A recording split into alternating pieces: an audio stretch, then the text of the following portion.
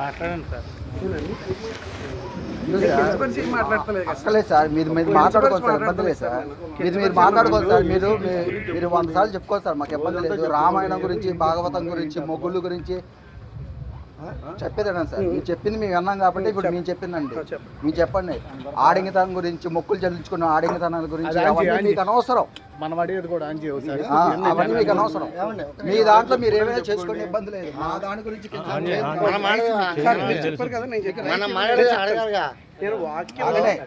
వాక్యం చదివించి వాక్యానికి ఏ ఉదాహరణ పెట్టుకోండి. మమ్మల్ని ఉదాహరించాల్సిన అవసరం లేదు కదా. మమ్మల్ని ఉదాహరించాల్సిన అవసరం ఎందుకండి?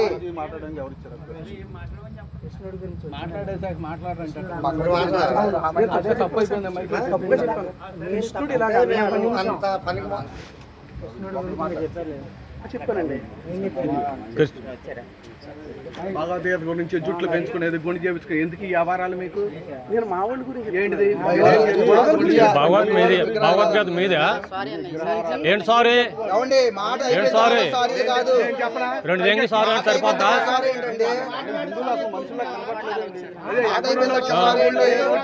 మీకెందుకు అంత బలుపు? మీది మీరు ఆడవచ్చుగా, మీది మీరు ఆడవచ్చు కదా.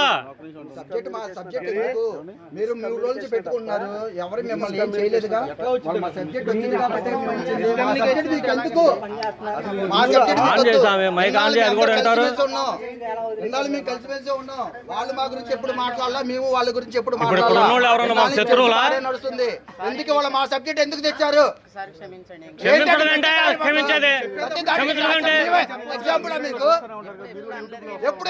పని పాటలు ఏమి లేవేకా, ఓళ్ళ మీద పడి జరగడమేనా?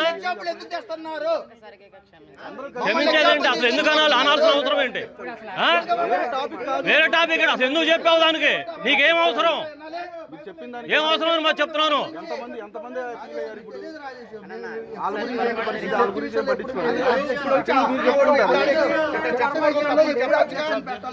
ఇప్పుడు ఆపుతున్నవాడు ఎంత చెప్పొచ్చు కదా.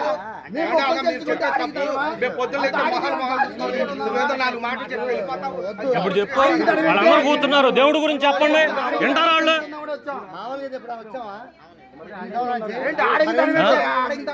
వాళ్ళు కూర్చొని వింటా ఉన్నారు. వీళ్ళ శత్రువుల మాకు అందరూ ఇక్కడ ఉన్నోళ్ళం కాదా మేము? ఎక్కడి నుంచో ఎగేసుకొని వచ్చి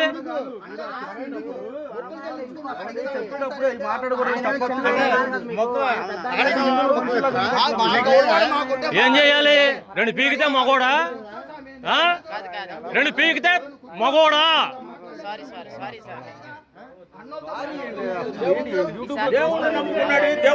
దేనికి ప్రతి ఎగేసుకొని కోట్లు వేసుకొని వస్తా?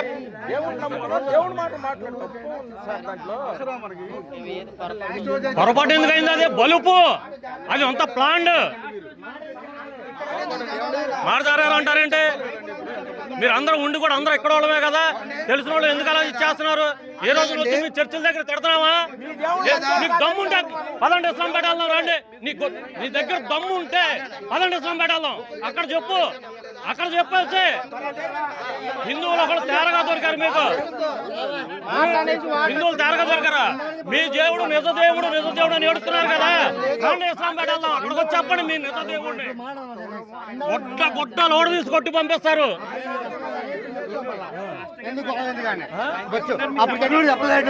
చెప్పేది కోస, ఆడు చెప్పేది నువ్వు చెప్పేది. అయితే ఎవడు దొడతాడు? ఎవడు దొడతాడు? ఎవడు దొడతాడు? ఎవడు దొడతాడు? ఏంటి ఆడు చెప్పేది, ఈడు చెప్పేది? మీరు ఇగో పట్టుకున్నావు కదా, ఆగో నేను అడిగిన చెప్పు. పట్టుకున్నావు కదా, నీకు నిజమైన భగవద్ దేవుడు ఉన్నాడు కదా, రా ఇస్లాం పెట్టాలి, రా ఇస్లాం పెట్టాలి, రా మసీద్ దగ్గరికి వెళ్తా. అక్కడ లేవు మీకు, ఇక్కడికి వచ్చి హిందువులు తయారుగా ఉన్నారు. ఏమో వచ్చి మాత్రం తోసేయాలి. మీకు దమ్ముంటే రండి అక్కడికి, అక్కడ రండి. మేమే వచ్చి మీకు లొంగిపోయి అయ్యా ప్రభుత్వ దేవుడు అని మేము చెప్పు, ఒప్పుకుంటాం. గొడ్డలు ఓడదిస్తా అంటారు వాళ్ళు. అక్కడికి వెళ్తే ఓ మసీద్ ముందు చెప్పు, ఒక ఇస్లాంపేట ముందు చెప్పు, 4 సాహిబ్ ముందు చెప్పు. ఆ దమ్ము లేదు. అక్కడ కాదు కొజ్జాలు, మేము మాత్రం గెట్టాలు పెంచుకుంటే కొజ్జాలు. మరి అక్కడికి వెళ్ళి చెప్పలేని వాళ్ళు కొజ్జాలు కాదు, లుచ్చాలు కాదు. ఆ? మేము గడ్డాలు పెంచుకొని మాలలు వేస్తే మేము వచ్చేవాళ్ళం. మరి ఏం చెప్పాడు ఇందాడా? గడ్డాలు వేసుకొని నున్నగా గీసుకొని పైనుంచి వచ్చి కాదు. ఒక్కసారి రావటం మానేసి దశం భావాలు తేకపోతే మీకు ఆ కోటు కాదు కదా, చిరిగిపోయి చొక్కా కూడా దిక్కులేదు. ఏంటే ఎవరికి తెలియదు ఇవన్నీ? లింగులింగ సంకలో తిరిగి చొక్కాలు వేసుకొచ్చి వాళ్ళు కార్లు వేసుకొని తిరుగుతూ ఉన్నారు. బిల్డింగ్లు ఎవరి డబ్బులు? కష్టజీవి డబ్బులు. పేదవాళ్ళు మోసాలు చేసి తీసుకుంటాం డబ్బులు అవి.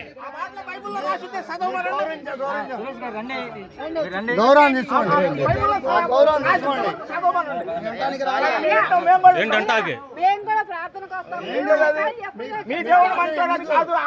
అసలు మైక్ ఎందుకు పెట్టాలండి? మీకు మీ దేవుడు నిజమైన దేవుడు అయితే మీరు బాబోయ్ మా దేవుడు అని చెప్పుకోవాలి. కర్మ గచ్చంతో మీకు ఎందుకు పట్టింది? మాకులాగా గుండె ధైర్యంగా గుళ్ళో పెట్టుకొని పూజ చేయొచ్చుగా. ఆ దిక్కు మీకు లేదు. చెప్పుకొని ఆడితే తప్ప మీకు దిక్కు లేదు. బాబు మా దేవుడు ఉన్నాడు, మా దేవుడు ఉన్నాడు చెప్పుకొని ఆడకపోతే మీకు దిక్కు లేదు. రాండి, మీకు దమ్ముంటే డిబేట్ కూర్చొని మాట్లాడదాం. మేము గుళ్ళోకి వెళ్ళి మా మనసా మా చెప్పుకుంటున్నాం. మేము మగవాళ్ళం, గడ్డాలు పెంచుకున్నాము, తీసుకున్నామా? మీకులాగా పైనుంచి వచ్చి ఆడి కోసం నున్నగా తీసుకొని రాట్లా, సూట్లు కోట్లు వేసుకొని. ఎంత పనికిమాలవడం కాదు మేము. మా కష్టం, మా గుళ్ళు, మా దేవుడు, మా రాజ్యం. ఏంటి మీ రాజ్యం? మీ అమ్మమ్మ లేకుండా మీ అమ్మ ఎలా వస్తుంది? చెప్పడానికి కూడా సిగ్గు శరం లేకుండా. అలా కాదు, చెప్పడానికి సిగ్గు శరం ఉండాలి. అమ్మమ్మ లేకుండా అమ్మ ఎలా వచ్చింది?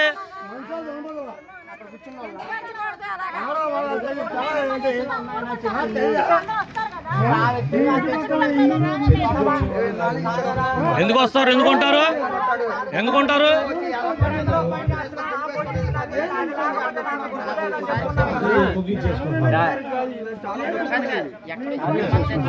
ఇంకా ఉపేక్షించేది లేదు.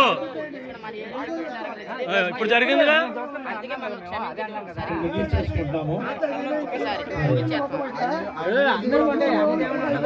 ఆయన హిందువులంతా క్షమాపణ చెప్పానండి.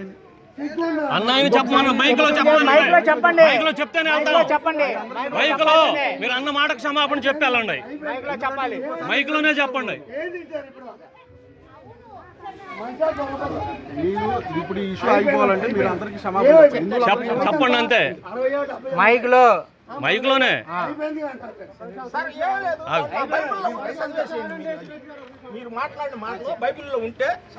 అసలు బైబుల్ మొత్తం చదవమని వాళ్ళు ఆడవాళ్ళు ఇక్కడ కూర్చుకోండి, లేచి వెళ్ళిపోతారు. తల్లి పిల్లలు కూర్చొని మాట్లాడమనండి.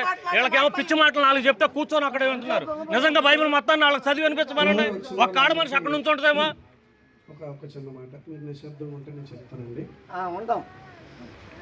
బైబిల్ చదివి నేను కొన్ని మాటలు చెప్తున్నాను. సార్ ఏం వద్దు సార్, ఏం వద్దు. ఇలాంటి సిచ్యువేషన్ మాత్రం మీరు ఎక్కడ రిపీట్ అవ్వకూడదు.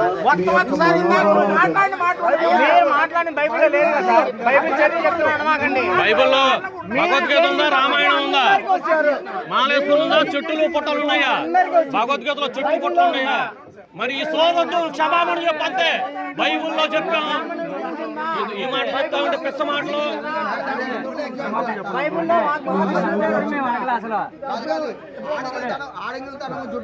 మొక్కలు తెలుసుకొని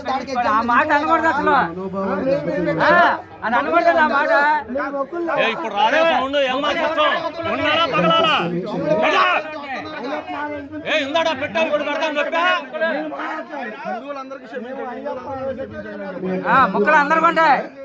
నేను క్షమాపణ చెప్తున్నాను హృదయపూర్వకంగా. మీ యొక్క మనోభావాలు దెబ్బతింటే కనుక చెన్నాయి తంటాయి కనుక హిందూ మనోభావాలు దెబ్బతింటే